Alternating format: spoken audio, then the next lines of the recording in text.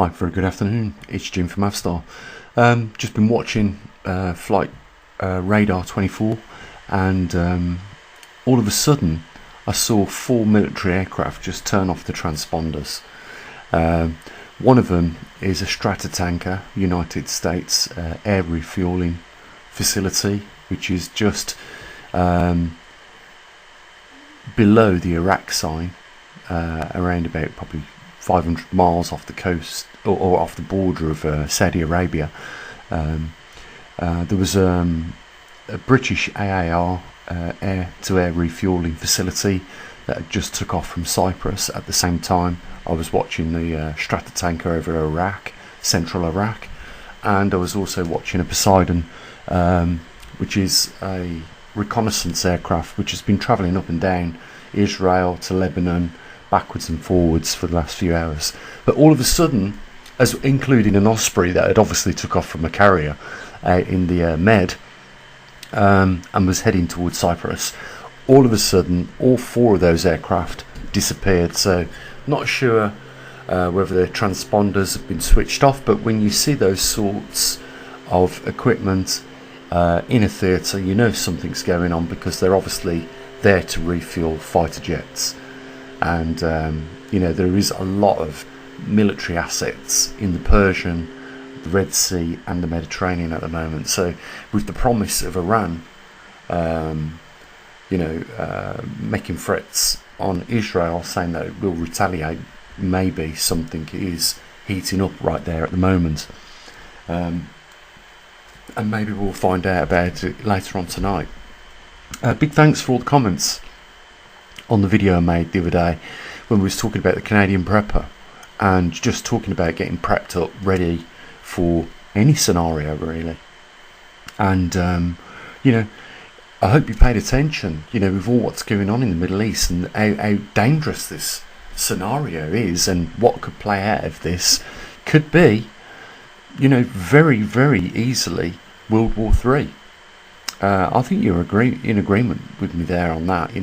We've got Russia backing up Iran, China backing up Russia, China wanting to take Taiwan off them. We've got Russia attacking Ukraine. I mean, how many countries are involved in some form of conflict now, and how many countries does it take to justify World War 3 in any case? And what are we all waiting for? Nuclear missiles to start flying before then we say, okay, it's a world war? Well, the thing is that these things do have a knock-on effect on us in the West, in the United States, in Canada, Australia, New Zealand, the UK and the rest of Europe. All these things will affect us, because at the end of the day, who's paying for all this? We are, the taxpayers. When the United States wants to give 100 billion to Israel so that Netanyahu can continue his war with all the neighbouring countries around him, it's absolutely insane. He's in a lot of trouble as it is, and speculation is out there saying that the only reason why he's causing so much trouble in the neighbouring countries and threatening to go to war with countries like Iran is because he's trying to keep himself out of prison. And some people are saying he's an absolute maniac. Well, you know what? What do you call a person that has murdered tens of thousands of children, women and innocent bystanders in Gaza? What do you call somebody that does that, and then open fires on countries like Syria, Jordan, and then goes into Tehran, the capital of Iran, and just wipes somebody out, one of their Iranian leaders? What do you call a person like that? And it's our taxpayers' money that's going out onto these things. With all what's going on and the flashpoint that is taking place here in the UK, you could call somebody ordinarily that was prepping, a conspiracy theorist, or a crazy. But let's face it, would you call that person in 3 days' time, if a severe Middle Eastern war broke out, or even escalated to World War 3, would you call that person a crankpot, a tin hat, a conspiracy theorist? No, you can't, can you? Because it's just looking out for what's going on around you and looking out for yourself and the loved ones around you. You know, and it doesn't hurt to prepare. I mean, I was topping off just a few things yesterday myself at the shop, just a few things that I've used out of the storage of the food and things like that, and just replenishing all those stocks. You know, making sure that, you know, given not every situation, but most situations, that, you know, I've taken care of it. It's not something that costs a fortune to do once you get to a particular stage of prep. You know, once you've got certain assets, you don't need to replace them, because obviously you're not using them. You know, you don't need to replace the surgical kit. You don't need to replace the first aid kit. You don't need to replace the fire strikers or the tarps or the bungees that you're going to use to put up the tarps, or that paracord. And of course, like somebody, in fact many people say, let's not forget keeping in our hearts, you know, Jesus Christ and God. Let's not forget that, because it's important to keep up your morale. It's important to keep your faith and keep positive, even though what is all that is taking place around us, all the wicked and the cruelty in the world. I mean, you know, the UK is sadly going through a traumatic period, which was sparked off by the death of those 3 poor girls and the injury of 10 others. It's not something that, you know, goes down too well with any country's public when that sort of thing happens. You know, and you can on some degree understand the frustration of the British public at the moment, because the government are failing to listen. And I really think that Keir Starmer doesn't have the capability to understand why there is so much outrage in this country. And all he can do is target these people with a blanket. And it's not all of them. I mean, let's face it, there has probably been around 500,000 people protesting over the last week, and 400 of those were arrested for public disorder, crimes, you know, destruction of property and assault on police officers. But that does not represent the 500,000 people. Out of those 400, 100 of them are going to be put in court. They've been charged. So, you know, 100 people charged with public disorder acts and criminal behaviour out of 500,000, and Keir Starmer, you know, just slates everybody as far extreme rightists. You can understand why there is an outrage. You know, not too far from me, 30 miles away, there was an anti-protest with what largely looked like Muslims, and they'd managed to smash up a pub not far from Heartlands Hospital in Birmingham, and the police was not present whilst this was happening. You know, there was a lot of charges that could have been brought there. People were brandishing weapons. There were people driving cars erratically, and you know, totally unchecked mayhem by, you know, the anti-protesters, these Muslim people, and there was no police present at all. And that's why, you know, people are accusing the government of a 2-tier state policing system. You know, I was watching a video the other day where a police officer, well, 4 or 5 of them actually, were wrestling a protester to the ground, and when they managed to get him on the ground, one of the police officers started laying into him with his fists in his lower abdominal region. You know, just brutality. So in some incidences, I see the police are causing the trouble, and in some they're just oblivious to act. And, you know, people want clarity. You know, they don't want 2-tier policing. They want to see justice being done regardless of whatever race, and ethnicity. That's what people want to see. And that's why I came out yesterday and just did that video, and people got it. Silence speaks 1,000 words. It really does. And that's why I called Keir Starmer a Nazi wanker, because that is exactly how I see him. As a leader, he's a wanker. And with his methods of trying to go onto social media websites and have people arrested for what he calls incitement of public disorder, he's absolutely wrong. This is what we saw in the 1930s with suppression of freedom of speech, a right to talk about anything you want, to whoever you want, and to take up company with whoever you want. It's only a crime unless you've broken a law. And most of the time, people are just expressing their feelings, and there should be no censorship on that whatsoever, regardless of what country you live in.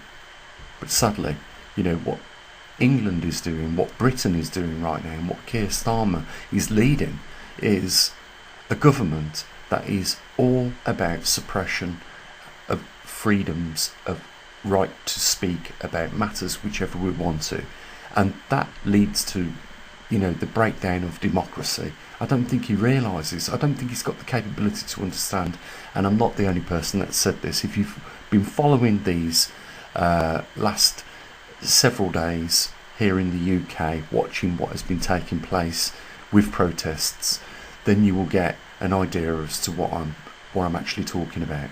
He is so out of touch, and he's only been in the job for 4 weeks, and he hasn't got a clue on how to handle this situation.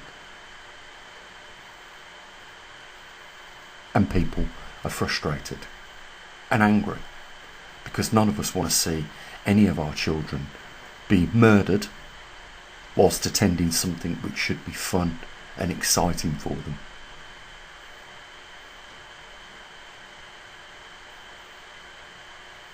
Really sad what's going on in the world. Really sad what's taking place here in, the Middle East. It needs to stop. It's unfair that our taxpayers' money is being spent on supporting and sponsoring, states like Israel and the Ukraine. I think it's sad because the only thing that's coming out of this is murder. Nobody's life is being made better by this. And the money that is being donated to these countries to support these conflicts, can you imagine how much it costs for the American presence in the Persian Gulf, in the Red Sea and in the Mediterranean right now? On just one of these aircraft carriers is over 5,000 staff. Can you imagine how much that costs a week? Let alone all the other assets that all the other countries have got in that region right now. Would that money be better spent on public infrastructure in our own countries? On, housing, affordable housing for people that haven't got housing? Look at the fact that the food banks are running out of, supplies now because twice and 3 times the amount of people are going to these food banks for some sort of assistance in what are supposed to be first world countries. We are the 6th richest nation in the world, the UK, and we are neglecting our own. It's shameful. And that is what encourages me to be a prepper, because I just do not trust the government's ability to keep a continuity of its own kind. They are incapable and demonstrate it clearly. It's a very sad time that we're all living in, and why not, pray that, this Middle Eastern war does not kick off. Because if it does, it's something which can very easily ignite out of control and draw us all in deeper than what we are right now. We don't know really how close we are to a very, very serious situation, which, you know, every one of us can't avoid on a daily basis. Having said that, guys, you know, you have to try and be positive. Do what you can. Somebody said, you know, you talk about people with houses and gardens and things like that, and that's all very well, but what about people that live in, you know, multi-storey buildings, in flats, apartments, things like that? Well, you obviously do not have the square footage of the luxury of a garden. You know, if you're living in an apartment or a flat or a high-rise building, you don't. It's simple as that. But what you can do is get out and recce around your local area, you know, trees that produce natural fruits like brambleberries and, you know, cherry trees, apple trees. These all grow around where I am, and if I go into the city, I see them. You know, I know where, you know, several cherry trees are. I know where apple trees are, pear trees are, in public areas. You know, get out and do a bit of wrecking.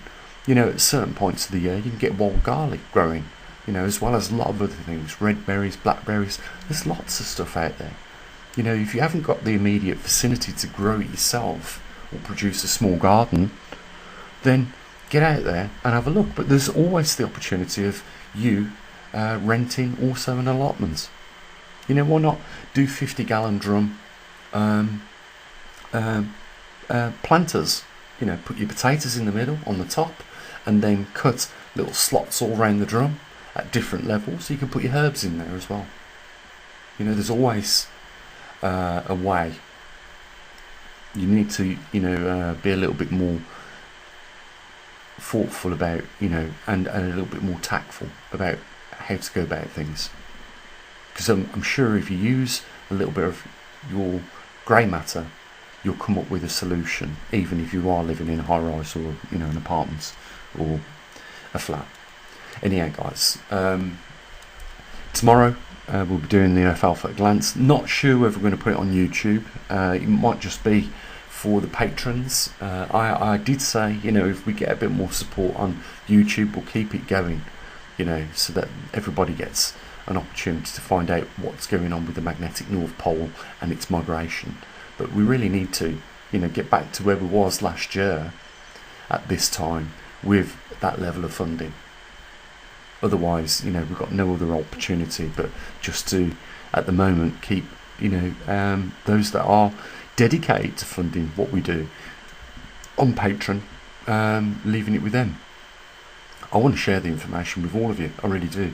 But, you know, I know that we can do better than just one or two people you know, chipping in. We only do it twice a week, twice a month, and it'd be amazing if we could get a few more people to, you know, support us on PayPal as well as Patreon. So, you know, I'll leave it in your ball court, and of course none of it is mandatory. You don't have to know where the magnetic North Pole is if you don't want to.